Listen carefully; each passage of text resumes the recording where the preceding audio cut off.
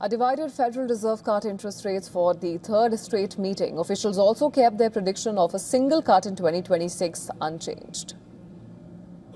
A reasonable base case is that the effects of tariffs on inflation will be relatively short-lived, effectively a one-time shift in the price level. Our obligation is to make sure that a one-time increase in the price level does not become an ongoing inflation problem. But with downside risks to employment having risen in recent months, the balance of risks has shifted. Our framework calls for us to take a balanced approach in promoting both sides of our dual mandate. Accordingly, we judged it appropriate at this meeting to lower our policy rate by a 1/4 percentage point. But the Fed subtly altered the wording of its statement, suggesting greater uncertainty about when it might cut rates again. That hurt President Trump again. Trump said the Fed's Wednesday rate cut was small and that it could have been larger.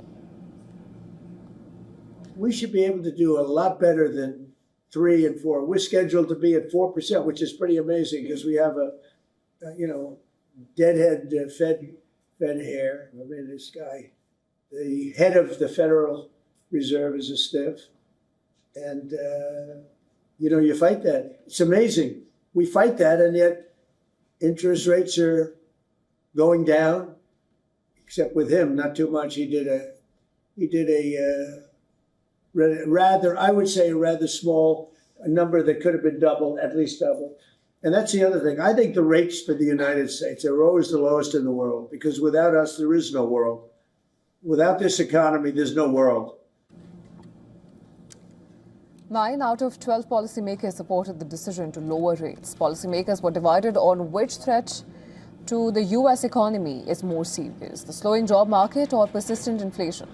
Two regional Fed presidents, Austin Goolsbee and Chicago, and Jeff Schmidt from Kansas City, voted to keep rates unchanged. Trump-appointed Governor Stephen Miran dissented again in favor of a larger half-point reduction.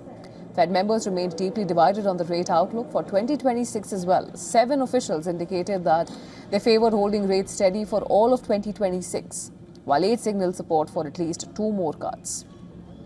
Still, stocks rose to a session high, ignoring the rise in bond yields even as the dollar fell.